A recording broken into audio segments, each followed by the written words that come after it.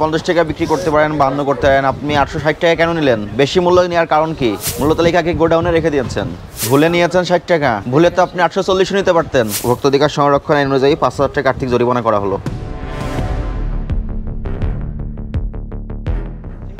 আসসালামু আলাইকুম, ভালো আছেন?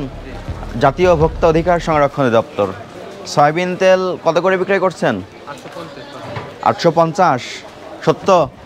রসিদ দিচ্ছেন কাউকে? আজকে বিক্রি করেছেন? দেখান, ক্যাশ বইটা দেখান। উনি তো 10 মিনিট আগেই কিনেছে, আপনার কাছ থেকে কিনেছে। কত রেখেছেন? কত রাখছেন সেটা বলেন। আপনি রাখছেন কত? ওটা পরে, ওটার তো এমআরপি দেওয়া আছে 852 টাকা। হ্যাঁ, 50 টাকা বিক্রি করতে পারেন, 52 করতে পারেন, আপনি 860 টাকা কেন নিলেন? বেশি মূল্য নেওয়ার কারণ কি? ভুলে নিয়েছেন 60 টাকা, ভুলে তো আপনি 840 নিতে পারতেন।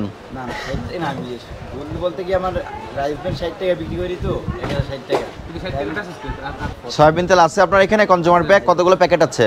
বের করে একটু দেখান। আপনি কি কাস্টমারদেরকে বাধ্য করছেন তেলের সঙ্গে অন্য কিছু নেওয়ার জন্য? দিচ্ছেন। দেখি, শুধু কি রূপচাঁদা আছে? ফ্রেশ আর রূপচাঁদা আছে। সরবরাহ পাচ্ছেন ঠিকঠাকভাবে? এটা হচ্ছে 3 তারিখের তেল, নতুন, একদম নতুন। আজকে 9 তারিখ। 9 তারিখ 852 টাকা বিক্রি করলেন, 860 টাকা। মূল্য তালিকা কোথায় আপনার দোকানের? মূল্য তালিকা ভিতর থেকে আনা লাগতেছে? মূল্য তালিকা কি গোডাউনে রেখে দিয়েছেন? আজকে তো করেন নাই। আপনার এখন কয়টা বাজে? আপনার দোকান কি এখন খুলছে? না না, তাহলে ও তো ছিল। হ্যাঁ ও ছিল, কিন্তু এটা প্রতিদিন আমি ঠিক করি। এই যে 8 তারিখে দেখেন, আমি কালকেও ঠিক করছি এবং 50 টাকাই লেখা।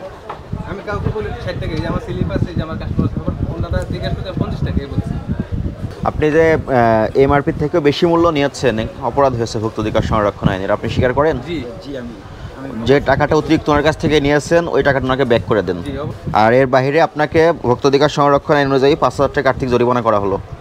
1 টাকা বেশি নিলেও সেটা কিন্তু ধার্যকৃত মূল্যের থেকে বেশি নেওয়া হয়ে যায়।